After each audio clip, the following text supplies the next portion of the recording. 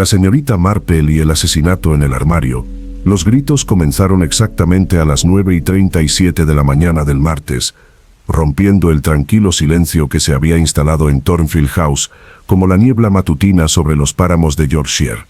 La señora Agnes Whitmore, recién nombrada ama de llaves de la finca, se quedó paralizada ante el imponente armario de caoba de la habitación azul, con los dedos temblorosos aún aferrados al ornamentado pomo de latón que había girado momentos antes. Lo que yacía arrugado entre los vestidos de noche de seda y las capas de terciopelo no era para los ojos de los mortales, pero allí permanecía obscenamente real contra el fondo de lujosas telas. El cuerpo de Vivienne Ashcroft, matrona de la alta sociedad y figura destacada de los salones londinenses, colgaba suspendido entre un vestido de gala azul medianoche y una capa de ópera carmesí. Su peinado antaño perfecto, ahora era una maraña de sangre y perlas. El arma sobresalía de su pecho con precisión quirúrgica. Su empuñadura de nácar brillaba como una joya imponente contra la oscuridad de su vestido de viaje.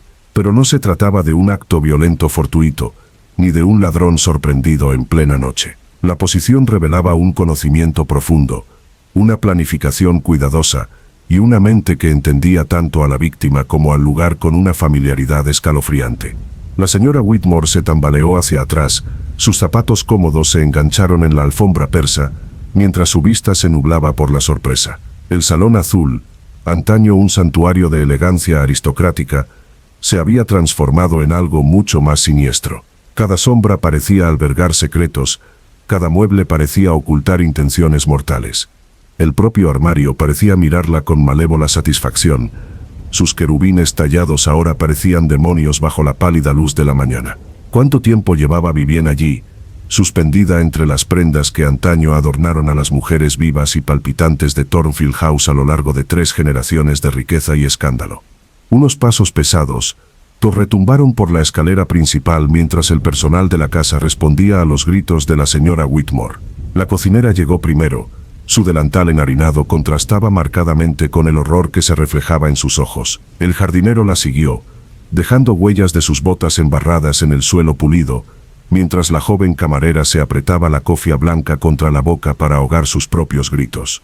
Pero fue el propio Lord Pembroke quien tomó las riendas del caos, con su porte militar evidente incluso ante tan macabro descubrimiento. Sus curtidas manos se movían con experta eficiencia, mientras examinaba la escena sin alterar la evidencia, mientras sus ojos gris acero captaban detalles que resultarían cruciales en las horas venideras. La llamada telefónica a la policía fue breve y formal, pero bajo su apariencia serena, se libraba una batalla distinta. Thornfield House había albergado muchos secretos a lo largo de su larga historia, pero ninguno tan permanente como este. El armario siempre había sido más que un simple mueble en esta finca. Había servido como depósito de tesoros familiares, documentos ocultos, y ahora al parecer también para enemigos de la familia. Mientras las sirenas aullaban por el campo, acercándose a cada instante, Lord Pembroke se preguntaba cuál de sus invitados de la noche anterior poseía tanto el conocimiento como el odio necesarios para transformar su hogar ancestral en la escena de un crimen. La lista de quienes habían deambulado por los pasillos después de la cena era larga, pero la de quienes realmente comprendían la importancia de los armarios de la casa era considerablemente más corta. Vivienne Ashcroft no había elegido este vestuario en particular por casualidad, ni su asesino lo había hecho sin un propósito. La habitación azul albergaba recuerdos que se remontaban a décadas atrás, rencores que se habían fermentado en la oscuridad, y secretos que habían esperado pacientemente su momento de terrible revelación. El sol de la mañana, que se filtraba a través de los altos ventanales, iluminaba no solo la escena de un crimen, sino el comienzo de un ajuste de cuentas que sacudiría los cimientos de la sociedad de Yorkshire. El inspector Hawthorne llegó con el viento otoñal a sus espaldas, con el abrigo ondeando como alas oscuras mientras cruzaba el vestíbulo de Thornfield House. A diferencia de los agentes locales que habían asegurado la escena, Hawthorne poseía la aguda inteligencia de quien había presenciado la capacidad de la humanidad para el mal en los rincones más retorcidos de Londres. Su mirada clara recorrió al personal de la casa, reunido con precisión depredadora, registrando cada gesto nervioso y mirada culpable. La habitación azul reveló sus secretos a regañadientes bajo su metódico examen. Vivienne Ashcroft no había muerto rápida ni silenciosamente, a pesar de la única herida que le atravesó el corazón. El tejido que rodeaba la herida contaba una historia completamente diferente. Una de lucha, desesperación y brutalidad calculada que contradecía la prístina disposición de su lugar de descanso final. La sangre había empapado capas de seda costosa, creando patrones que parecían arte abstracto en el pecho de la mujer asesinada. Sin embargo, algo peculiar impactó a Hawthorne mientras se arrodillaba junto al armario, mientras su lupa revelaba detalles invisibles para el ojo inexperto. El asesino había tenido un cuidado extraordinario al colocar cada pliegue de tela, cada hebra de joyería, cada mechón de cabello con precisión artística. Esto era teatro, puro y simple. Una representación teatral diseñada para transmitir un significado más allá del mero acto de matar. El abrecartas de nácar, claramente visible contra la tela oscura, pertenecía al escritorio de la biblioteca de la planta baja. Alguien lo había recuperado específicamente para este propósito. Alguien familiarizado con la distribución de Thornfield House y su contenido. El sargento Morrison, un corpulento hombre de Yorkshire, con décadas de experiencia en la policía local, examinó el interior del armario con creciente desconcierto. Tras falsos respaldos y paneles ocultos, se revelaban compartimentos ocultos, cada uno con documentos que precedían considerablemente a la generación actual de Pembroke. Certificados de nacimiento con fechas alteradas, licencias de matrimonio con firmas sospechosas y escrituras de propiedad que contradecían los registros oficiales, pintaban un panorama de engaño sistemático que se extendía a lo largo de generaciones. El vestido de noche de seda que se presionaba contra el hombro izquierdo de Vivienne mostraba rastros de una sangre completamente distinta, manchas antiguas que habían sido limpiadas profesionalmente, pero no eliminadas por completo. El análisis forense confirmaría posteriormente lo que Hawthorne sospechó de inmediato. Esta prenda había sido testigo de violencia antes, posiblemente décadas antes, pero alguien la había conservado como un trofeo macabro entre los tesoros familiares. Lord Pembroke observaba la investigación con una ansiedad apenas disimulada, y su compostura militar se quebraba a medida que cada revelación exponía una nueva capa del escándalo familiar. Al ser interrogado sobre el vestido de noche, sus respuestas se volvían evasivas, con la mirada fija en las ventanas, como si planeara rutas de escape de su hogar ancestral. El peso de la culpa heredada le oprimía los hombros como una carga física. La posición del cuerpo de Vivienne sugería un profundo conocimiento tanto de la víctima como del lugar, pero también revelaba un perfil psicológico inquietante. Su asesino no se limitó a asesinar y huir, sino que dispuso su cadáver con la reverencia de un florista que prepara una corona funeraria, escogiendo cada elemento buscando el máximo impacto simbólico, en lugar de la conveniencia o la ocultación. El barro fresco en el suelo del armario indicaba una entrada reciente por las puertas del jardín, pero la seguridad de esas entradas permanecía intacta. Alguien con llaves se había movido por la casa en la oscuridad, recorriendo pasillos familiares con la confianza que le daba una larga asociación. El asesino no había sido un extraño merodeando por territorio desconocido, sino alguien que pertenecía al lugar, alguien cuya presencia no despertaría sospechas ni siquiera a horas intempestivas.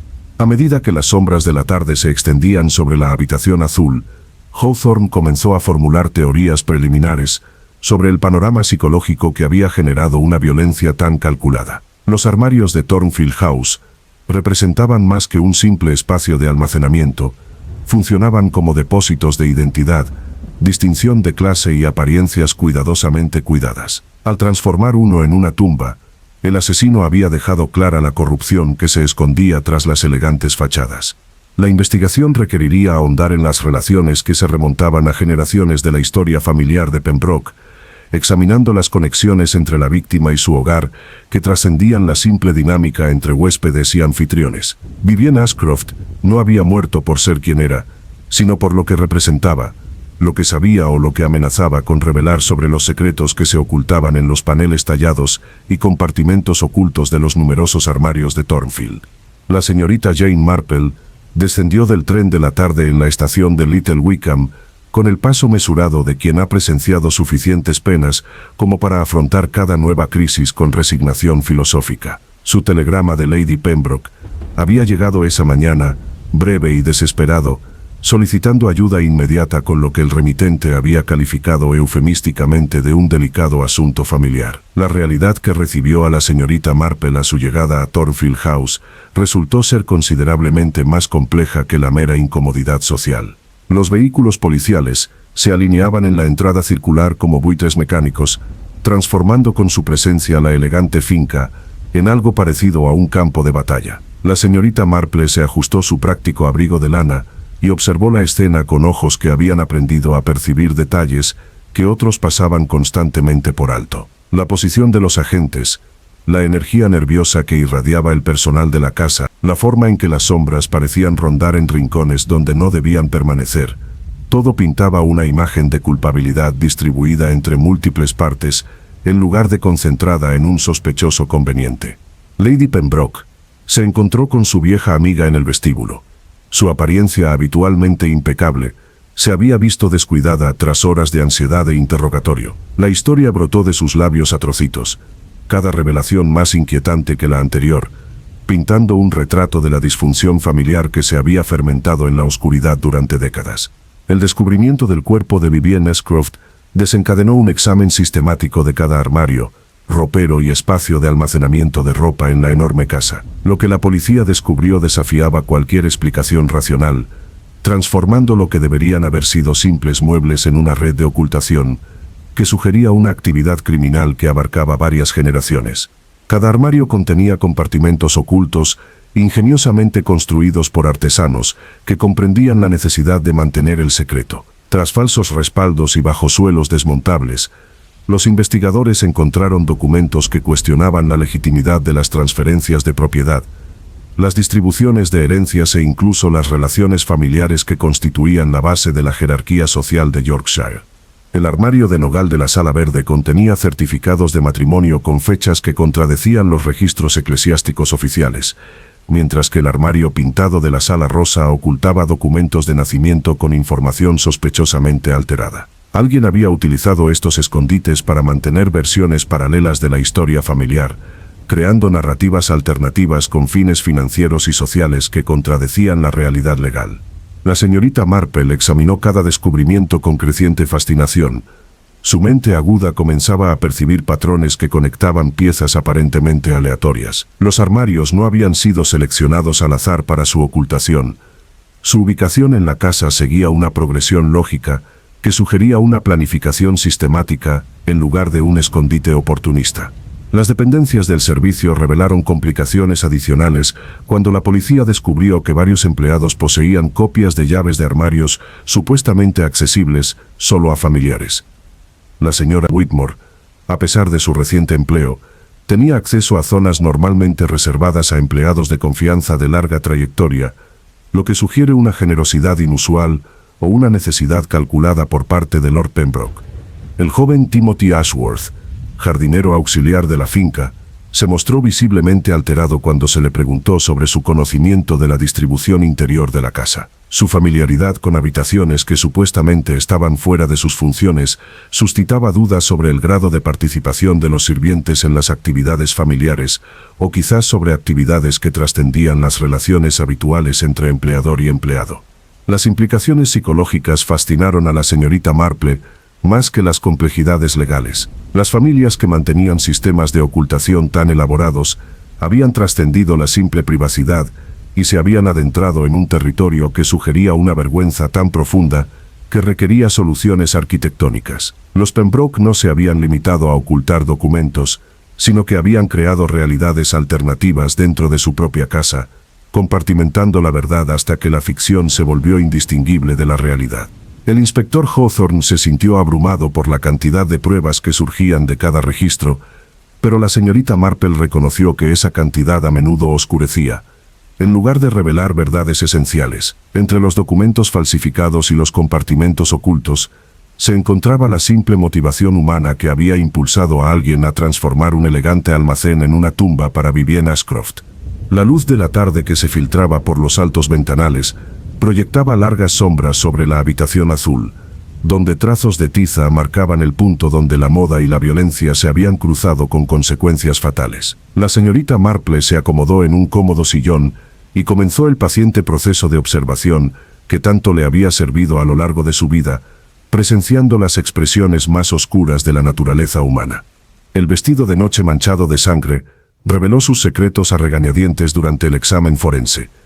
Cada fibra contaba una historia que contradecía la evidente versión de un simple asesinato. La señorita Marple estudió la prenda con la mirada experta de quien había pasado décadas observando cómo la ropa revelaba el carácter, anotando detalles que trascendían la mera recopilación de pruebas para convertirse en arqueología psicológica. El vestido en sí mismo llamaba la atención, una obra maestra de la artesanía francesa de finales de la década de 1920, confeccionado con técnicas que habían desaparecido antes de que la generación actual aprendiera a apreciar su sutileza. Perlas de aljófar adornaban el escote con patrones que habrían requerido meses de minucioso trabajo manual, mientras que la seda poseía una calidad inalcanzable para las modistas contemporáneas que trabajaban con materiales modernos y las restricciones de la guerra. Sin embargo, la sangre que manchó esta magnífica creación contaba múltiples historias, acumulando décadas de violencia en una sola prenda que, de alguna manera, sobrevivió cuando su dueña original no. Los análisis de laboratorio confirmarían las sospechas de la señorita Marple que algunas de las manchas eran 20 años o más anteriores al asesinato de Vivienne Ashcroft, creando una cronología de la tragedia que conectaba los crímenes del pasado con las consecuencias presentes. El inspector Hawthorne examinó el vestido con creciente desconcierto. Su experiencia en Londres lo había preparado para las pruebas convencionales en lugar de la arqueología textil. La ubicación de las diversas manchas de sangre sugería que el vestido había estado presente en al menos 3 incidentes violentos distintos, cada uno de los cuales dejaba patrones distintivos que indicaban métodos, víctimas y motivaciones completamente diferentes. La reacción de Lady Pembroke ante el vestido proporcionó la primera pista genuina sobre su importancia en la historia oculta de la familia. Su rostro palideció al ver la prenda, y sus manos temblaron al reconocerla, transformando la confusión en horror. No se trataba simplemente de un vestido caro arruinado por la violencia reciente, sino de una reliquia de desastres familiares que se había conservado con esmero en lugar de destruirse. Las marcas de costura en el interior del vestido revelaron a su dueña original mediante una combinación de iniciales y medidas que coincidían con los registros encontrados en los compartimentos ocultos de la herencia. Margaret Pembroke, tía de Lord Pembroke, había lucido este vestido en lo que los registros familiares describen como su última aparición social antes de su trágica desaparición durante el verano de 1928. El delicado interrogatorio de la señorita Marple reveló que Margaret Pembroke no solo había desaparecido, sino que había muerto en circunstancias tan escandalosas que la familia había construido elaboradas ficciones para evitar la destrucción social. El vestido de noche se había conservado como prueba de su inocencia, prueba de que alguien más había sido responsable de la violencia que acabó con su vida. El asesino no había elegido esta prenda al azar para la última aparición de Vivienne Ashcroft, sino que la había seleccionado como un mensaje deliberado que conectaba los crímenes del pasado con la justicia presente. Alguien con un profundo conocimiento de la historia familiar había usado el vestido para comunicar un significado que trascendía el simple asesinato, transformando la muerte de Vivienne en un comentario sobre la culpa heredada y la retribución tardía. El simbolismo trascendía la simple tela y abarcaba toda la puesta en escena de la escena del crimen. La posición de Vivienne entre las demás prendas creaba un cuadro que sugería que se había unido a una colección en lugar de simplemente haber estado oculta, como si el vestuario funcionara como un mausoleo para mujeres que habían amenazado secretos familiares o desafiado las estructuras de poder establecidas. Un examen minucioso de la confección del vestido reveló elementos ocultos adicionales, bolsillos cosidos al forro que contenían documentos relacionados con la muerte de Margaret Pembroke y su posterior encubrimiento. Alguien había transformado el vestido en un depósito de pruebas, preservando pruebas de crímenes pasados Tobade y utilizándolos simultáneamente para enmarcar la violencia presente en un contexto de justicia histórica. El perfil psicológico que se desprendía de esta evidencia sugería un asesino que pensaba en términos de responsabilidad generacional, alguien que veía el asesinato de Vivienne no como un acto de violencia aislado, sino como parte de un patrón más amplio de responsabilidad, que se extendía a lo largo de décadas de criminalidad familiar. El vestido sirvió como arma y testigo, conectando a la víctima con un legado de corrupción que exigía una resolución definitiva.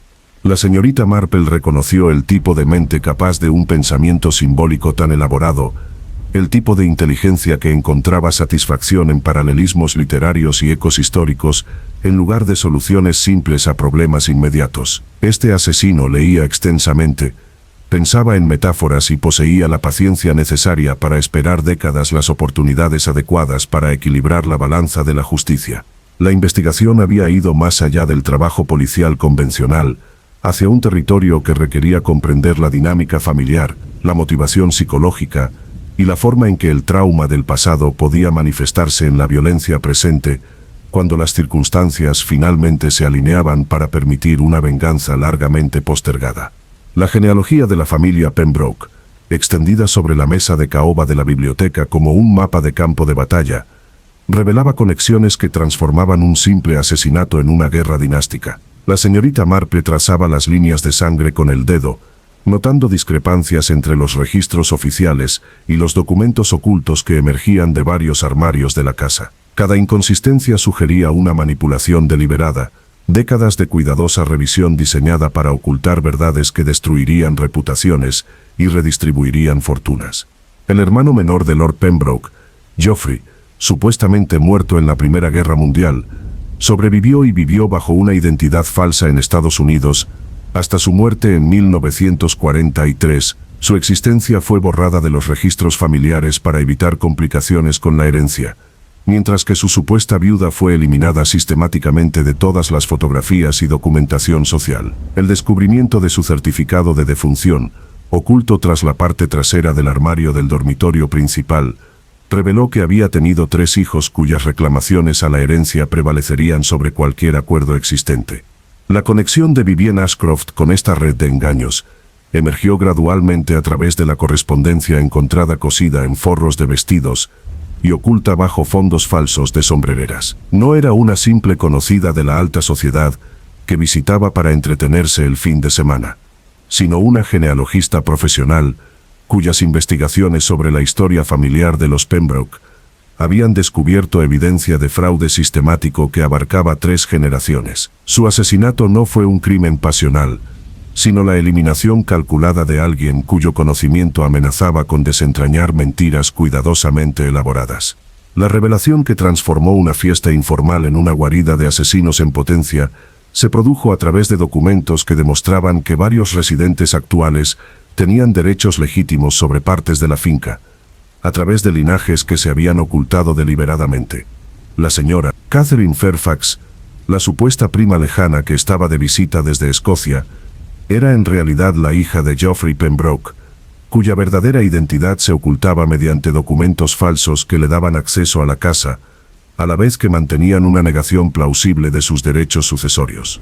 El joven doctor Marcus Ashford, recientemente regresado del servicio militar y aparentemente cortejando a la hija menor de Pembroke, llevaba documentación que demostraba que su abuelo había sido estafado con sus acciones de propiedad a través de procedimientos legales manipulados en 1890 y un punto. Su formación médica proporcionó tanto el motivo como los medios para un asesinato que parecería accidental o natural, mientras que su conexión romántica con la familia ofrecía un camuflaje perfecto para recopilar información sobre activos ocultos y crímenes encubiertos. El personal de la casa reveló complejidades adicionales cuando el inspector Hawthorne descubrió que varios de ellos tenían vínculos familiares que se remontaban a generaciones. La señora Ellen Fitzgerald, la cocinera jefa, cuyo empleo databa de antes del nacimiento de Lord Pembroke, era en realidad la hija ilegítima de su abuelo, y su verdadera ascendencia se ocultaba mediante generosas condiciones laborales, que parecían más un chantaje que una caridad generosa. Su profundo conocimiento de los secretos familiares y su acceso sin restricciones a todas las áreas de la casa, la posicionaban perfectamente para la venganza que llevaba décadas planificando. La señorita Marple observó estas revelaciones con una creciente comprensión de las presiones psicológicas que habían transformado Thornfield House, de hogar familiar, en un polvorín de resentimiento acumulado. La familia Pembroke no solo había cometido crímenes, sino que había creado toda una realidad alternativa diseñada para mantener su posición social y seguridad financiera a expensas de la verdad y la justicia. Cada persona a la que habían perjudicado, cada heredero al que habían desheredado, Cada secreto que habían enterrado había contribuido a una atmósfera de violencia reprimida que solo necesitaba el catalizador adecuado para estallar en asesinato. Los asesinatos del armario cobraron sentido psicológico al analizarlos desde la perspectiva de la justicia simbólica. Cada compartimento oculto representaba otra mentira. Cada documento oculto marcaba otra traición. El asesino no había elegido escondites al azar para las pruebas de crímenes familiares, sino que había utilizado los mismos muebles que ocultaban la verdad para revelarla, transformando los almacenes en cámaras de confesión que exponían décadas de engaños criminales. El colapso emocional de Lady Pembroke, durante el interrogatorio de la tarde, proporcionó la última pieza del rompecabezas de la herencia al admitir que Vivienne Ashcroft había descubierto pruebas que demostraban que el actual Lord Pembroke no tenía derecho a su título ni a sus propiedades. La verdadera heredera era una mujer cuya existencia había sido borrada de todos los registros, cuyas pretensiones habían quedado sepultadas bajo documentos falsificados y pruebas fabricadas que la presentaban como mentalmente incompetente cuando, en realidad, estaba perfectamente cuerda y peligrosamente informada sobre la historia familiar. La magnitud del engaño asombró incluso al experimentado cinismo del inspector Hawthorne. Sin embargo, la señorita Marple reconoció el patrón en casos similares que involucraban a familias cuya riqueza dependía de ficciones mantenidas en lugar de herencias legítimas. Los Pembroke no habían heredado el mal, lo habían creado mediante la traición sistemática a todos los que confiaban en ellos, cimentando su prosperidad sobre tumbas que contenían no solo cadáveres, sino la verdad misma. El perfil psicológico de su asesino emergió con claridad cristalina de este caos genealógico, alguien cuya paciencia había sido perfeccionada por décadas de injusticia, cuya inteligencia se había agudizado por años de cuidadosa planificación, cuyo acceso a la casa y sus secretos se había mantenido a través de una proximidad que ocultaba un propósito mortal detrás de una fachada de lealtad o afecto. El amanecer trajo nuevo horror a Thornfield House, cuando la familia descubrió que la joven Sarah Mitchell, la doncella que afirmó haber visto a alguien salir de la habitación azul la noche del asesinato, había desaparecido sin dejar rastro de su aposento en el ático. Su estrecha cama seguía sin dormir. Sus escasas pertenencias estaban esparcidas como si se hubiera marchado con mucha prisa, dejando solo un pañuelo manchado de sangre escondido bajo la almohada como una tarjeta de visita de la mismísima muerte. El inspector Hawthorne organizó partidas de búsqueda con gran eficiencia, enviando agentes a través de los páramos de Yorkshire, mientras la señorita Marple adoptaba un enfoque más reflexivo para comprender el destino de Sarah. La niña no había desaparecido simplemente, sino que había sido rescatada por alguien que conocía a fondo sus rutinas, sus miedos y su valor como testigo de acontecimientos que podrían revelar secretos cuidadosamente guardados. El pañuelo manchado de sangre arrojó una evidencia inquietante durante el examen forense, conteniendo rastros de cloroformo mezclado con sangre que no coincidían ni con Vivienne Ashcroft, ni con la propia Sarah Mitchell. Alguien había usado una técnica química para someter a la camarera, lo que sugiere premeditación y acceso a sustancias normalmente reservadas a profesionales médicos o veterinarios. El asesino no actuó movido por la pasión ni la desesperación, sino que había previsto contingencias que incluían la eliminación de testigos que amenazaran su coartada cuidadosamente elaborada. La reacción del Dr. Marcus Ashford ante la noticia de la desaparición de Sarah fue la primera grieta en su fachada de serenidad. Le temblaban las manos al examinar las pruebas con una distancia profesional que no ocultaba su ansiedad personal. Al preguntarle sobre sus suministros médicos, sus respuestas se volvieron evasivas, con la mirada fija en las ventanas como si calculara rutas de escape de habitaciones que de repente se habían transformado de santuario en trampa. El registro de sus aposentos reveló un maletín médico con botellas de cloroformo, morfina y otras sustancias capaces de dejar inconscientes o incluso peores a las víctimas. Sin embargo, su explicación de que estos materiales eran suministros médicos militares rutinarios parecía plausible hasta que la señorita Marple notó discrepancias en el etiquetado que sugerían que se trataba de una adquisición civil y no militar. Alguien había obtenido estas sustancias químicas por canales que eludían la documentación oficial, creando reservas con fines más allá de la curación. El profundo conocimiento de Sarah Mitchell sobre las rutinas domésticas la había posicionado perfectamente para observar actividades que otros podrían pasar por alto. Su condición de sirvienta la hacía prácticamente invisible para familiares e invitados, quienes se habían acostumbrado a hablar de asuntos delicados en su presencia. Su desaparición sugería que había presenciado algo mucho más significativo que un simple movimiento por los pasillos, algo que amenazaba con desentrañar coartadas y exponer engaños cuidadosamente guardados. El descubrimiento de su diario, oculto bajo unas tablas sueltas del suelo de las habitaciones de servicio, reveló observaciones que pintaban imágenes inquietantes de relaciones dentro del hogar que trascendían los límites sociales habituales. Sara había documentado conversaciones a medianoche entre familiares que afirmaban tolerarse a duras penas, transacciones financieras con sirvientes que supuestamente carecían de patrimonio propio, y enredos románticos que contradecían las demostraciones públicas de decoro y respetabilidad.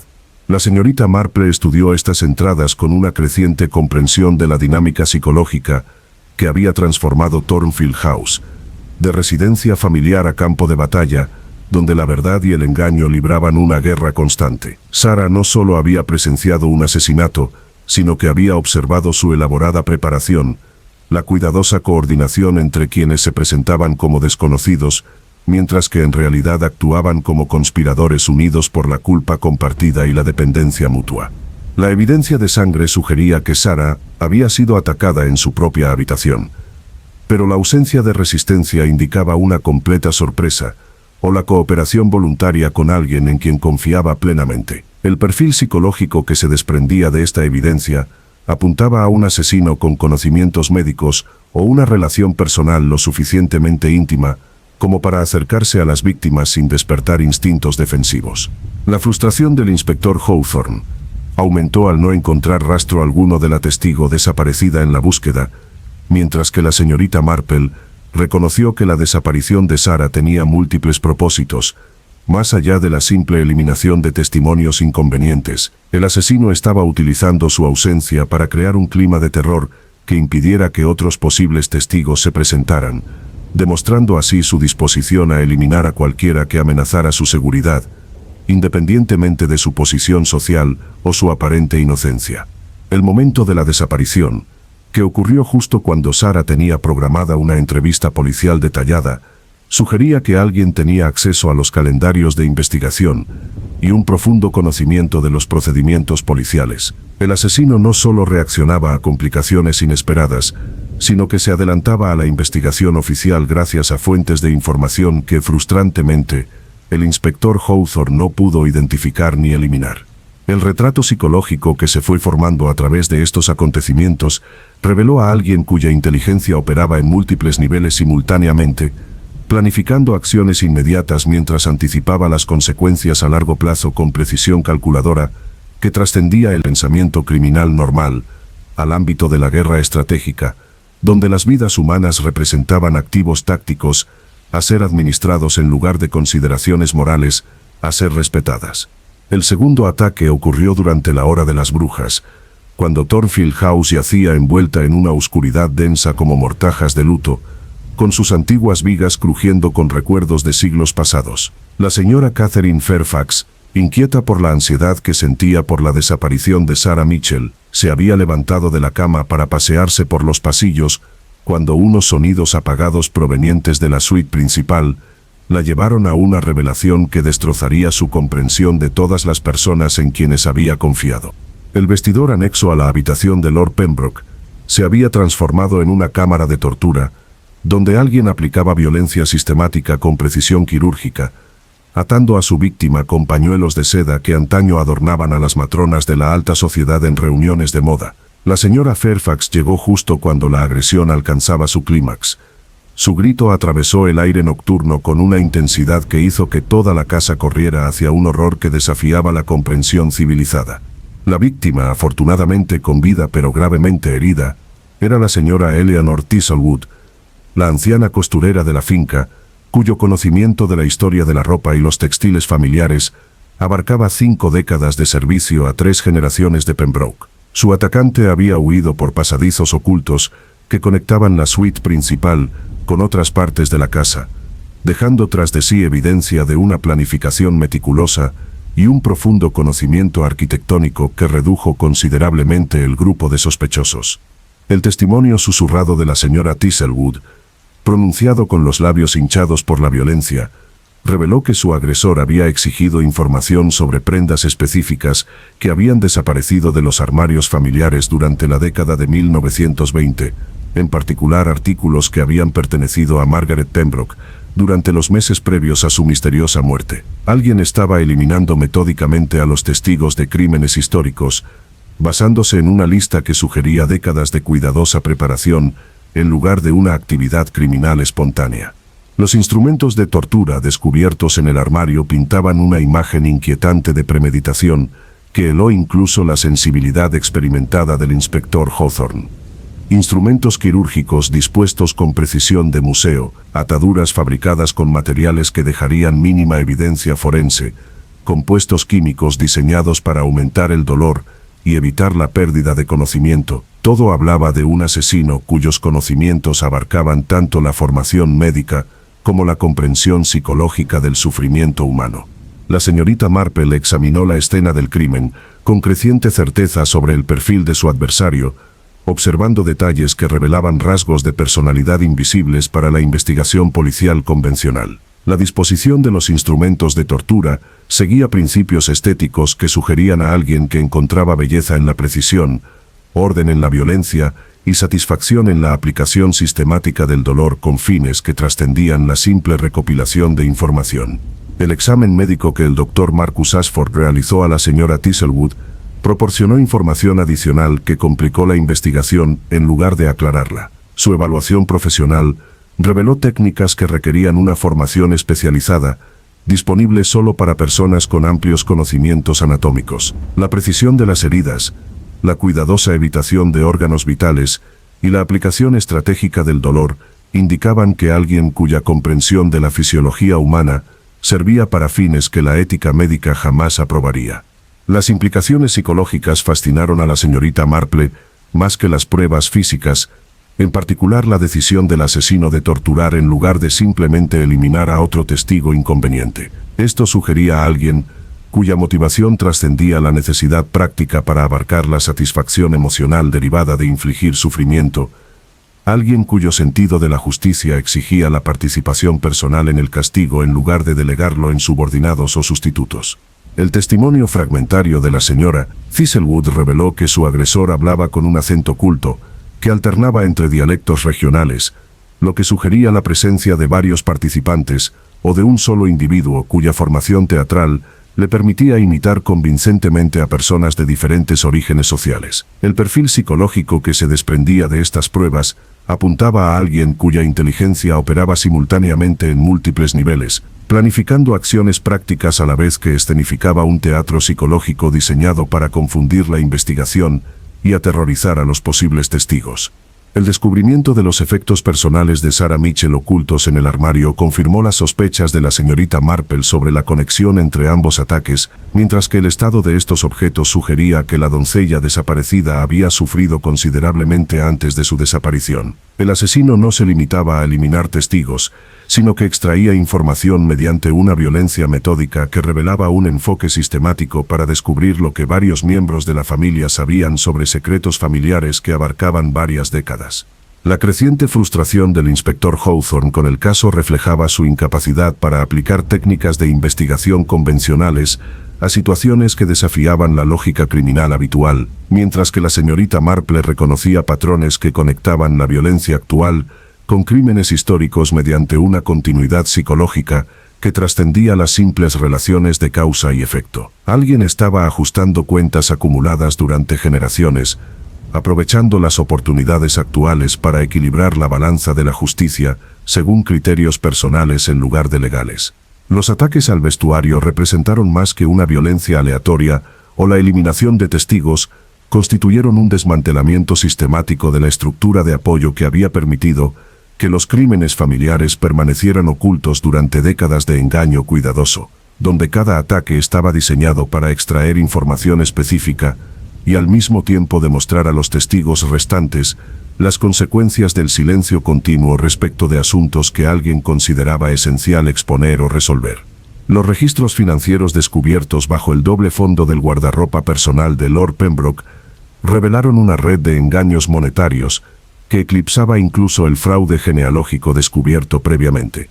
La señorita Marple estudió los libros con fascinación, fruto de décadas observando cómo la avaricia corrompía la naturaleza humana, mientras que el inspector Hawthorne se esforzaba por comprender el alcance de la actividad criminal que había operado bajo la apariencia de una respetable administración de patrimonios durante casi medio siglo.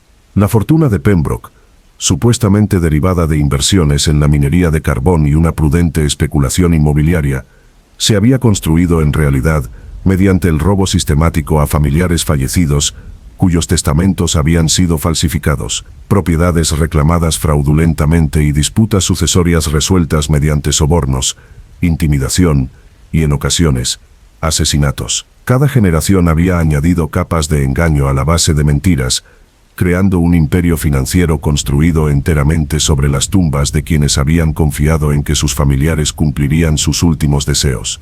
La verdadera motivación del Dr. Marcus Ashford para visitar Thornfield House surgió a través de documentos que demostraban que su abuelo había sido asesinado en 1890 y para impedirle reclamar derechos mineros por valor de millones en moneda contemporánea. El médico de familia que certificó la muerte natural había sido el tío abuelo de Lord Pembroke, lo que dio origen a una dinastía de profesionales de la medicina, cuya experiencia se centró en fines criminales más que curativos a lo largo de múltiples generaciones de violencia cuidadosamente orquestada.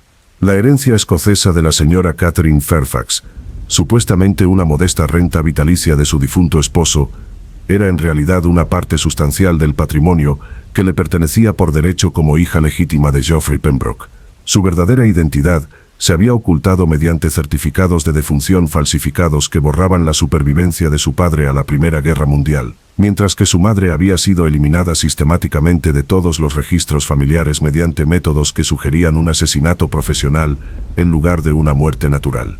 Los inusuales acuerdos financieros de los sirvientes se comprendían al analizarlos desde la perspectiva del chantaje organizado, en lugar de las generosas condiciones laborales. El generoso fondo de jubilación de la señora Fitzgerald, la sorprendente propiedad de la señora Thistlewood e incluso los gastos de educación del joven Timothy Ashworth, que superaban con creces los salarios de jardinero, representaban pagos a cambio de silencio sobre delitos que habían presenciado pero que nunca denunciaron a las autoridades, quienes podrían haber investigado con la suficiente profundidad como para descubrir un fraude sistemático.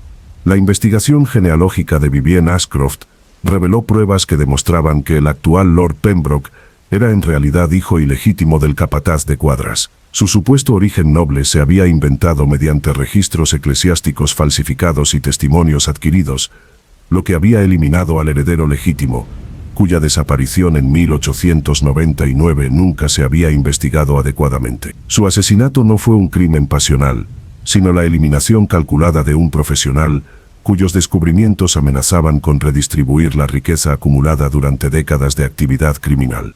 La trampa de la herencia se extendía más allá del simple robo monetario, abarcando la destrucción sistemática de pruebas que permitieran a los herederos legítimos impugnar las reclamaciones familiares en los tribunales. Cada armario de la casa contenía documentos relacionados con aspectos específicos del fraude, cuyo ocultamiento pretendía impedir que se compusiera el panorama completo de las actividades delictivas que abarcaban múltiples jurisdicciones e involucraban la corrupción de funcionarios, cuya cooperación se había comprado mediante una combinación de soborno e intimidación.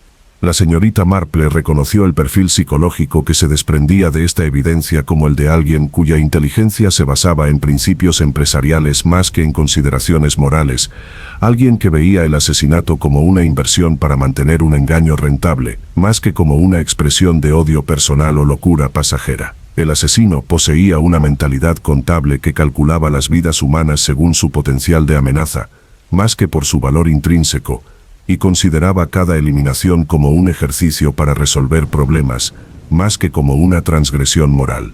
El descubrimiento de los registros financieros personales de Sarah Mitchell, en el maletín médico del Dr. Ashford, brindó una perspectiva inquietante sobre su relación con la testigo desaparecida, revelando que había estado adquiriendo sistemáticamente información sobre las actividades domésticas mediante pagos que aumentaban gradualmente a medida que su conocimiento se volvía más valioso para sus fines. Su desaparición no fue un impulso repentino, sino la culminación de una relación cuidadosamente cultivada para proporcionar acceso a información sobre las vulnerabilidades familiares y los avances de la investigación. El examen del inspector Hawthorne de los registros financieros oficiales de la herencia reveló discrepancias que indicaban problemas de liquidez mucho más graves de lo que se sospechaba, con pagos hipotecarios atrasados, obligaciones tributarias en aumento y demandas de acreedores cada vez más urgentes. La familia Pembroke se enfrentaba a la ruina financiera a menos que sus fraudulentas reclamaciones sobre la herencia se mantuvieran mediante la eliminación de cualquiera que poseyera pruebas de sus actividades delictivas.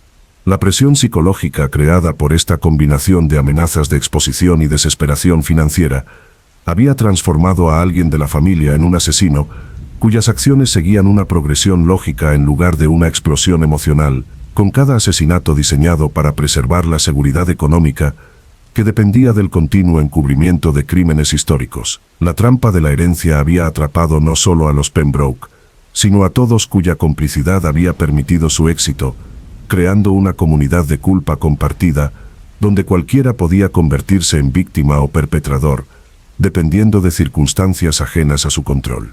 Los asesinatos del vestuario representaron el desmantelamiento sistemático de una red de chantaje que mantenía secretos familiares mediante la dependencia financiera. Cada ataque tenía como objetivo eliminar a los testigos cuya cooperación había sido comprada en lugar de otorgada libremente. Alguien se preparaba para una confrontación final que o bien aseguraría su posición para siempre, o bien destruiría a todos aquellos cuyo conocimiento amenazaba los cimientos cuidadosamente construidos sobre los que dependía todo su mundo.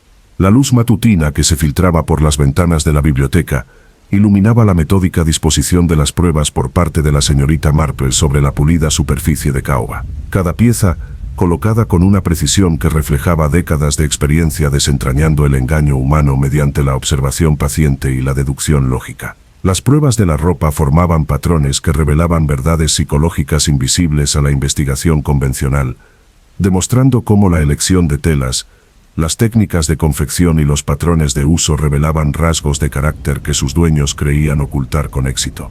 El asesinato de Vivienne Ashcroft fue cometido por alguien cuyo profundo conocimiento de la historia de la moda le permitió seleccionar el vestido de noche ensangrentado de la década de 1920 por razones simbólicas más que prácticas, transformando la escena del crimen en un relato histórico que conectaba las injusticias del pasado con la retribución presente. El asesino conocía la confección textil lo suficiente como para reconocer que el vestido contenía bolsillos ocultos cosidos en el forro, lo que sugiere formación profesional en costura o amplia experiencia en la modificación de prendas para ocultarlas. La disposición del vestuario en Thornfield House revelaba una organización sistemática que reflejaba rasgos de personalidad obsesivo-compulsivos, combinados con una sensibilidad teatral que encontraba satisfacción en la simetría visual y la presentación dramática. Alguien había dedicado un tiempo considerable a reorganizar las prendas colgadas, doblar los artículos guardados y colocar los accesorios según principios estéticos que trascendían la simple eficiencia del almacenamiento para convertirse en expresión artística a través de las actividades domésticas. El examen de la señorita Marple de las dependencias del servicio arrojó información crucial al descubrir que alguien había estado alterando sistemáticamente los uniformes del personal para incorporar bolsillos y compartimentos ocultos, diseñados para introducir documentos y armas pequeñas por toda la casa sin ser detectado. Las modificaciones requerían habilidades avanzadas de costura, además de comprender cómo la confección de las prendas podía manipularse para fines delictivos, manteniendo al mismo tiempo una apariencia normal durante la observación casual. La tortura de la señora Thistlewood en el armario de la suite principal fue realizada por alguien que comprendía cómo las diferentes telas reaccionaban a las manchas de sangre, cómo las distintas fibras textiles preservaban las pruebas, y cómo la confección de la ropa podía aprovecharse para crear sujeciones que parecieran accidentales en lugar de deliberadas. El perfil psicológico que se desprendía de estas pruebas sugería que se trataba de un asesino cuyas habilidades domésticas se habían convertido en instrumentos de violencia gracias a una inteligencia que encontraba aplicaciones innovadoras para las habilidades femeninas tradicionales. La desaparecida Sarah Mitchell había sido específicamente atacada porque sus funciones incluían la gestión de la lavandería, lo que le permitía acceder a prendas manchadas de sangre y ropa rasgada que podrían revelar evidencia de violencia doméstica durante largos periodos. Su desaparición se programó para evitar su testimonio sobre evidencia textil que podría establecer patrones de actividad criminal que se remontan a años atrás, en lugar de centrar la atención únicamente en asesinatos recientes. La formación médica del doctor Marcus Ashford le proporcionó conocimientos de anatomía y fisiología.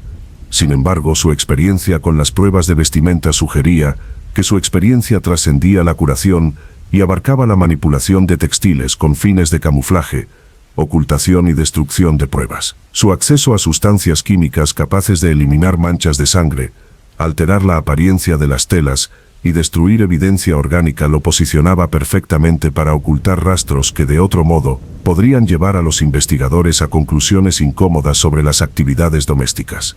El supuesto origen escocés de la señora Catherine Fairfax se puso en duda cuando la señorita Marple examinó su vestuario y descubrió prendas cuyas técnicas de confección, elección de telas y detalles de estilo contradecían su supuesto origen regional. Alguien había creado una identidad ficticia mediante una selección cuidadosa de ropa que pretendía respaldar falsas afirmaciones genealógicas. Sin embargo, el engaño se reveló a través de inconsistencias visibles solo para un observador con amplio conocimiento de las variaciones de la moda regional y la evolución histórica del vestuario. Las implicaciones psicológicas del uso de armarios como escenas del crimen iban más allá del simple ocultamiento, abarcando la transformación simbólica de los espacios domésticos en instrumentos de terror diseñados para traumatizar a los miembros del hogar, cuya cooperación era esencial para mantener los secretos familiares. El asesino comprendía que violar espacios asociados con la privacidad, la seguridad y la identidad personal causaría un daño psicológico que trascendía las lesiones físicas y abarcaba amenazas existenciales a la sensación de seguridad de la víctima en su propio entorno. La frustración del inspector Hawthorne con los métodos de investigación convencionales reflejaba su incapacidad para apreciar cómo la evidencia indumentaria podía revelar verdades psicológicas que las huellas dactilares y los testimonios de testigos podían oscurecer o tergiversar. Mientras que la señorita Marple reconocía que las elecciones de moda, las preferencias de telas y los hábitos de cuidado de las prendas exponían rasgos de personalidad que sus dueños creían que estaban exitosamente ocultos bajo fachadas sociales cuidadosamente construidas. Los asesinatos del vestuario habían sido planeados por alguien cuya inteligencia operaba con lógica doméstica más que criminal. Alguien que comprendía cómo las rutinas domésticas, los patrones de almacenamiento de la ropa y las actividades de mantenimiento de textiles podían explotarse para crear oportunidades de violencia que parecieran aleatorias en lugar de sistemáticas. El asesino poseía una comprensión intuitiva de cómo la moda reflejaba el estatus social, las circunstancias económicas y las relaciones personales de maneras que podían manipularse para desviar la investigación, a la vez que proporcionaba pistas a un observador lo suficientemente sofisticado como para interpretar correctamente las pruebas textiles. La teoría de la vestimenta de la señorita Marple no solo abarcaba evidencia física, sino también el paisaje psicológico que había producido un engaño tan elaborado, reconociendo que alguien cuya experiencia se centraba en las actividades domésticas había transformado las habilidades femeninas tradicionales en armas más peligrosas que cualquier instrumento de violencia, porque operaban a través del engaño en lugar de la fuerza, logrando sus objetivos mediante la manipulación de la confianza en lugar de la aplicación del terror. El enfrentamiento que la señorita Marple orquestó se desarrolló en la habitación azul, donde el primer asesinato había transformado un elegante almacén en un osario. Sin embargo, ahora el espacio servía de escenario para una revelación que expondría verdades cuidadosamente enterradas bajo décadas de engaño. Había convocado a los miembros restantes de la casa con el pretexto de examinar las pruebas finales, pero su verdadero propósito consistía en una manipulación psicológica que obligaría al asesino a revelarse mediante reacciones que escapaban a su control consciente.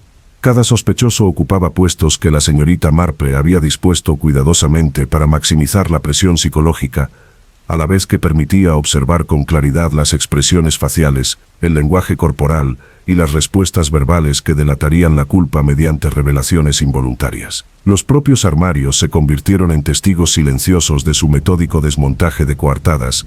Sus puertas abiertas revelaban compartimentos ocultos que contenían pruebas de crímenes que abarcaban varias generaciones de actividades criminales sistemáticas.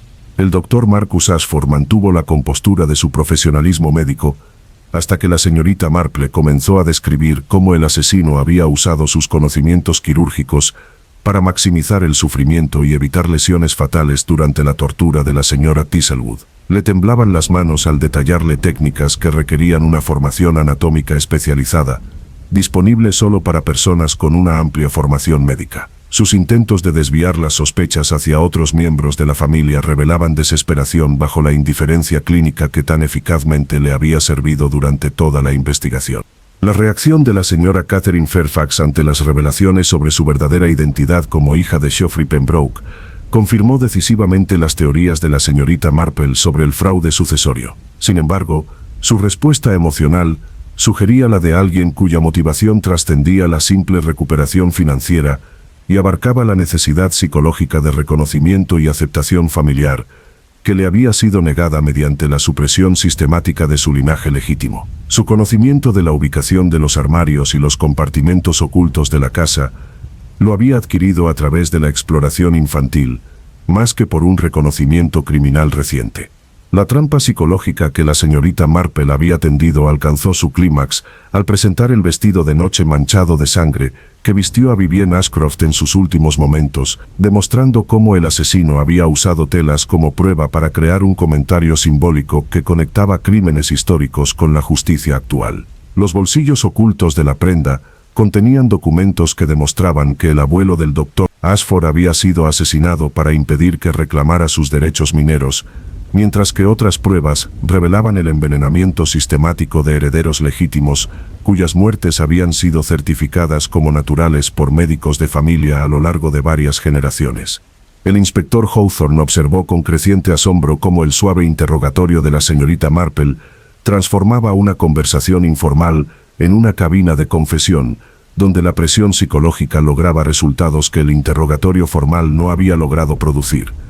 Cada revelación se basaba en admisiones anteriores para crear un panorama completo de una empresa criminal que había operado con éxito durante casi medio siglo, mediante la corrupción de profesionales médicos, cuya experiencia servía a los intereses familiares en lugar del bienestar del paciente. El último intento desesperado del Dr. Ashford por mantener su inocencia fracasó cuando la señorita Marple demostró que su maletín contenía instrumentos especializados, que coincidían con las heridas infligidas durante la tortura de la señora Thistlewood, mientras que el análisis químico de las sustancias en su posesión demostró que habían sido utilizadas para someter a Sarah Mitchell antes de su desaparición. Su confesión emergió gradualmente mediante admisiones que comenzaron como explicaciones profesionales, pero que gradualmente revelaron una motivación personal arraigada en la lealtad familiar que trascendía las consideraciones legales y morales. La ubicación de la desaparecida Sarah Mitchell quedó clara cuando el Dr. Ashford admitió haberla mantenido prisionera en una casa abandonada en los terrenos de la finca. Su formación médica le permitió asegurar su supervivencia mientras extraía sistemáticamente información sobre actividades domésticas que amenazaban con exponer crímenes históricos. Su intención había sido eliminar a todos los testigos antes de escapar con pruebas que le permitieran reclamar la herencia robada de su abuelo. Sin embargo, la investigación de la señorita Marple había avanzado demasiado rápido como para que sus meticulosos planes se completaran. El papel de la señora Catherine Fairfax como cómplice involuntaria salió a la luz a través de un testimonio que reveló cómo el Dr. Ashford había manipulado sus legítimas quejas sobre el fraude familiar para acceder a documentos ocultos y la ubicación de los armarios en toda la casa, explotando su deseo de reconocimiento para promover sus propios objetivos criminales, mientras planeaba su eliminación una vez que hubiera cumplido sus propósitos. Su cooperación había estado motivada por la esperanza de aceptación familiar, más que por intenciones criminales. Sin embargo, su conocimiento había permitido asesinatos que de otro modo habrían sido imposibles de ejecutar.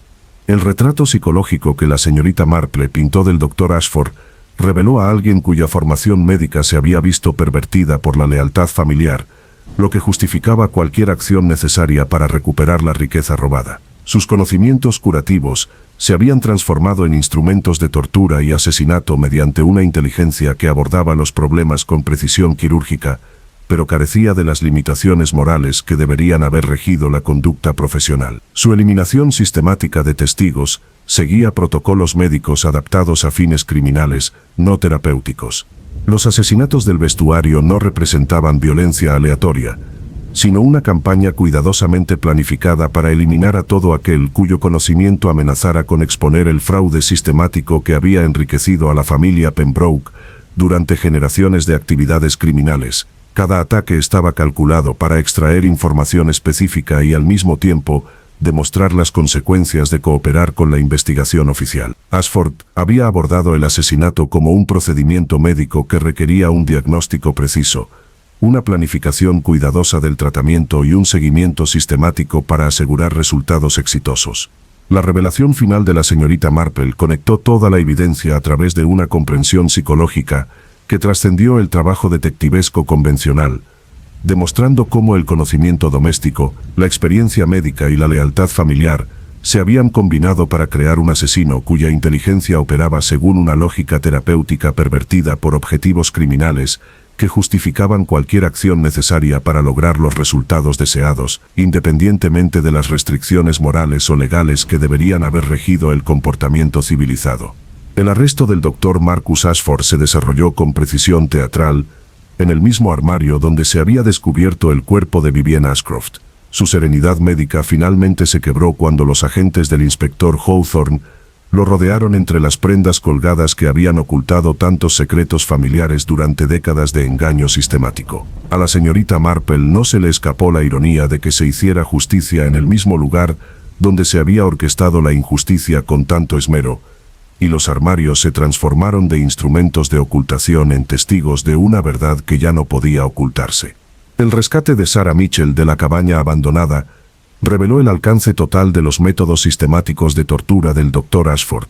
Su testimonio de supervivencia proporcionó evidencia crucial sobre su confesión de múltiples asesinatos a lo largo del periodo de investigación y que se remonta a la historia familiar, incluyendo crímenes atribuidos a causas naturales por generaciones anteriores de profesionales médicos corruptos. Su valentía al guardar silencio a pesar del prolongado sufrimiento evitó nuevos asesinatos y permitió a la señorita Marple construir la trampa psicológica que finalmente destapó la verdad.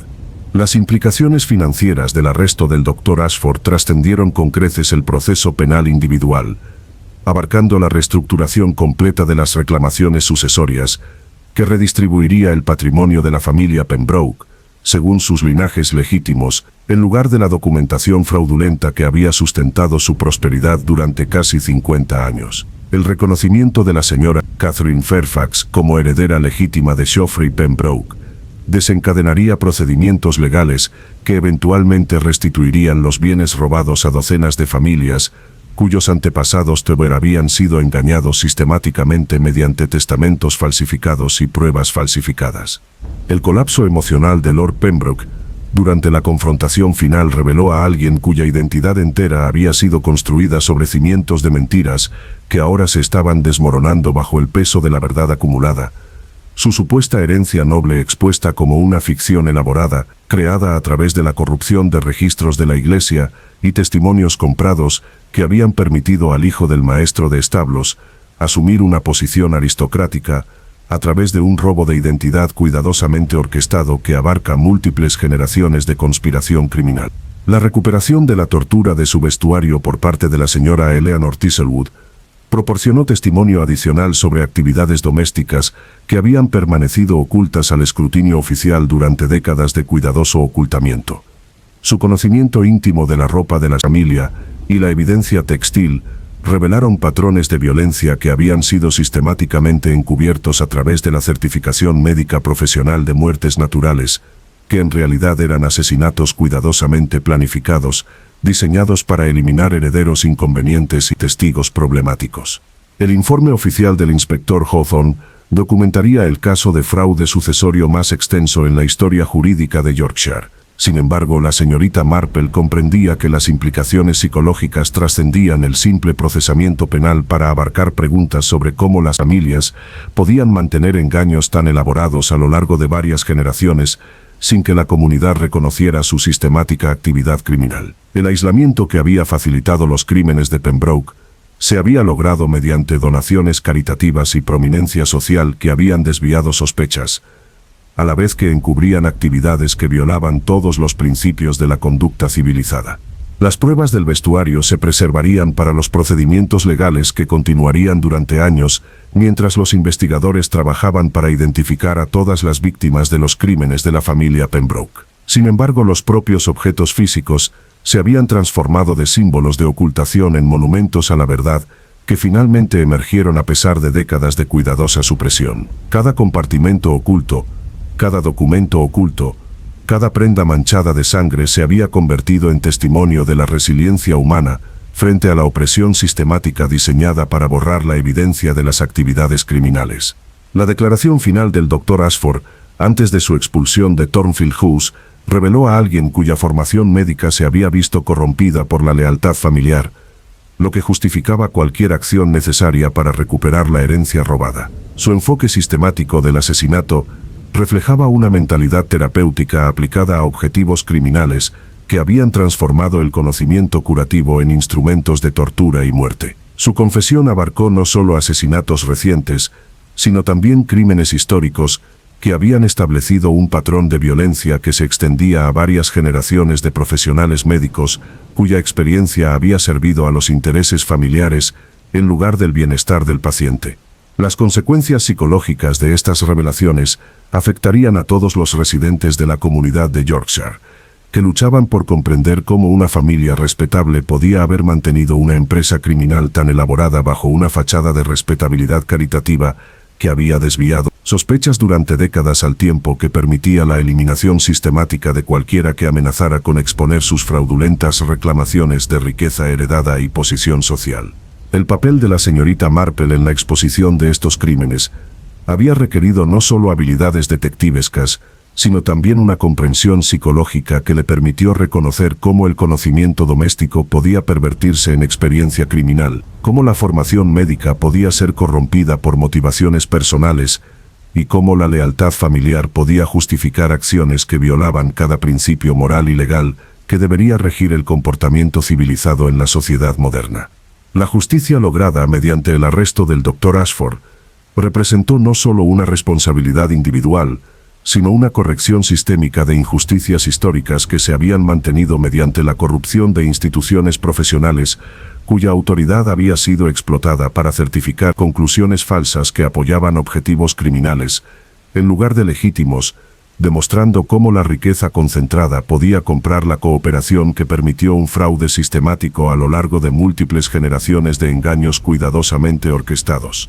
El silencio invernal que se apoderó de Thornfield House tras el arresto del Dr. Ashford cargaba con el peso de la revelación que había transformado la finca, de santuario familiar, en un monumento a la capacidad humana de autoengaño y a la criminalidad sistemática que había florecido bajo la superficie de la sociedad, respetable durante casi medio siglo. La señorita Marple recorrió habitaciones donde los armarios permanecían abiertos y vacíos, con sus compartimentos ocultos expuestos a la luz natural, que había permanecido oculta durante décadas de cuidadosa ocultación.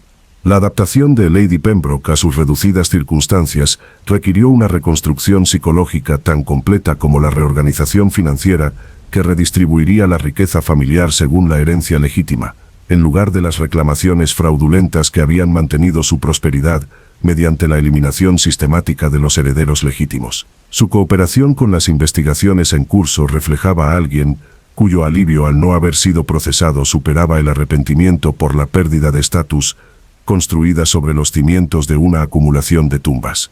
Los cuartos de los sirvientes estaban repletos de conversaciones sobre perspectivas de empleo, ahora que sus inusuales acuerdos financieros habían sido expuestos como pagos de chantaje en lugar de una generosa compensación por servicios domésticos.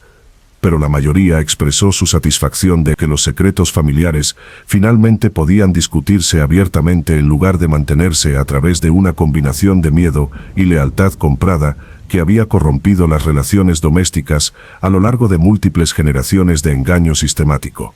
El reconocimiento legal de la señora Catherine Fairfax como hija legítima de Geoffrey Pembroke inició procedimientos sucesorios que eventualmente restaurarían porciones sustanciales del patrimonio a su legítima propiedad, pero su recuperación emocional después de décadas de supresión de identidad requirió atención terapéutica que trascendió la simple compensación financiera por el borrado sistemático de su historia familiar y sus reclamos legítimos de linaje. El testimonio de Sarah Mitchell, sería crucial para procesar no solo al Dr. Ashford, sino también a los miembros sobrevivientes de su familia, cuya complicidad en crímenes históricos había permitido que el fraude sistemático continuara a lo largo de múltiples generaciones de empresas criminales cuidadosamente orquestadas que habían corrompido instituciones profesionales y comprado la cooperación de funcionarios cuya autoridad había sido explotada para beneficio personal en lugar de público. Las implicaciones psicológicas de estas revelaciones se extendieron por toda la comunidad de Yorkshire, mientras los residentes luchaban por comprender cómo una familia a la que habían respetado por sus contribuciones caritativas y su liderazgo social podía haber mantenido una organización criminal tan elaborada bajo una fachada de respetabilidad aristocrática que había desviado las sospechas al tiempo que permitía la eliminación sistemática de cualquiera que amenazara con exponer las bases fraudulentas de su riqueza y posición. La última conversación de la señorita Marple con el inspector Hawthorne reflexionó sobre la capacidad humana de autojustificación que permitió a individuos por lo demás inteligentes participar en la criminalidad sistemática a través de la erosión gradual de las restricciones morales que se sacrificaron para mantener la seguridad económica y el estatus social, construido sobre una base de mentiras que requerían una vigilancia constante para protegerse de la exposición por parte de testigos inconvenientes o investigadores decididos. Los armarios vacíos en toda Thornfield House servían como testimonio de la verdad que finalmente había emergido después de décadas de ocultamiento. Sus puertas abiertas revelaban espacios donde se habían preservado secretos familiares mediante la eliminación sistemática de cualquiera cuyo conocimiento amenazara las narrativas ficticias cuidadosamente construidas que habían permitido que múltiples generaciones disfrutaran de una prosperidad robada a herederos legítimos, cuya existencia había sido borrada mediante documentos falsificados y testimonios comprados. El proceso de curación de la comunidad requeriría años de procedimientos legales, mientras los investigadores trabajaban para identificar a todas las víctimas de los crímenes de la familia Pembroke, mientras intentaban restaurar la propiedad robada a los familiares sobrevivientes, cuyos antepasados habían sido engañados sistemáticamente a través de la corrupción de los procedimientos de herencia que habían sido manipulados para beneficiar a empresas criminales disfrazadas de actividades comerciales legítimas, realizadas por miembros respetados de la sociedad de Yorkshire. La salida de la señorita Marple de Thornfield House ocurrió en medio de una nevada que pareció limpiar el paisaje de la culpa acumulada, mientras proporcionaba un nuevo comienzo para una comunidad que había sido inconscientemente cómplice de mantener la organización criminal a través de la aceptación social, que había sido comprada mediante donaciones caritativas y servicio público, que había proporcionado un camuflaje perfecto para actividades que violaban todos los principios del comportamiento civilizado. Las lecciones aprendidas a través de esta investigación le servirían de base para sus futuros encuentros con el engaño humano, en particular en lo que respecta a cómo la experiencia profesional podía verse corrompida por la motivación personal y cómo la lealtad familiar podía justificar acciones que trascendían los límites morales y legales que deberían regir el comportamiento en una sociedad civilizada, donde los derechos individuales deben protegerse contra la opresión sistemática disfrazada de autoridad tradicional. La última imagen que quedó en la mente de Miss Marple cuando su tren partió de la estación de Little Wickham fue la de armarios vacíos, abiertos a la luz invernal que había estado excluida durante décadas. Sus espacios ocultos ahora se revelaban como depósitos de la verdad que había esperado pacientemente a que llegara la justicia, mediante una combinación de investigación cuidadosa y coraje humano que se negaba a aceptar mentiras cómodas, en lugar de verdades incómodas, que exigían reconocimiento y corrección sin importar las consecuencias sociales o el costo personal.